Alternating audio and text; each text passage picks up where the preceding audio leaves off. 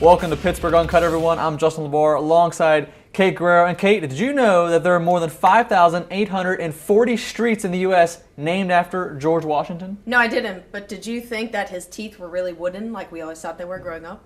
No, I really didn't. Well, that is just some of the stuff that Kate and I found out as we went down to the Heinz History Center, and President and CEO Andy Masek gave us an exclusive tour of the new George Washington exhibit.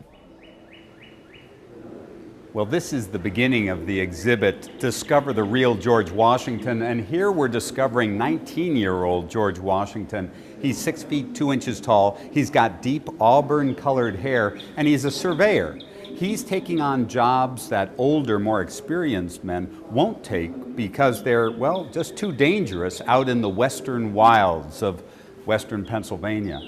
Let's go on past some of the materials that he used in his surveying and come to the family Bible. That's right, the George Washington family Bible.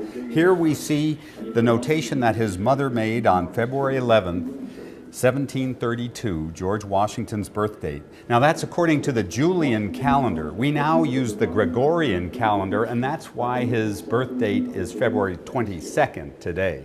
Now a lot of people ask about the choppers. Where are George's teeth? Well, this is the only full set of dentures anywhere in the world, and they're made of lead with human teeth and perhaps some cattle teeth carved to look like human teeth in them. There are coil springs at the corners, so they twang in the open position, and George had to bite down hard just to keep his mouth closed. And when his head would tilt back, all of a sudden his mouth would pop open because of those springs, and Franklin just waited for it. He said, "Guys, watch, he's nodding off. Wait for it, wait for it.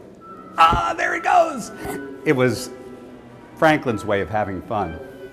George had a tough time speaking in public, and therefore his speeches are the shortest in history. Even at his inauguration in 1789, his speech is only a few sentences long.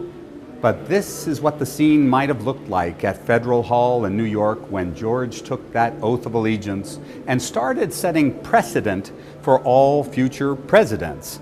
He didn't have any manual to follow. He had to make it up as he went along. He created a cabinet of advisors.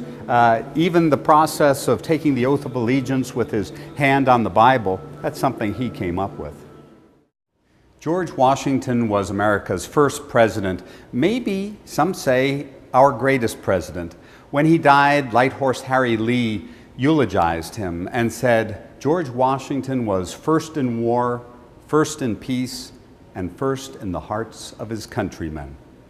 I hope to see you all here at the Heinz History Center to discover the real George Washington.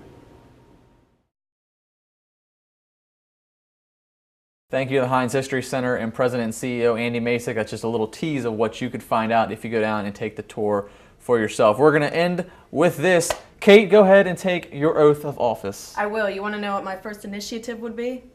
Make me vice president? No. But I would work to stimulate the economy one pair of stilettos at a time.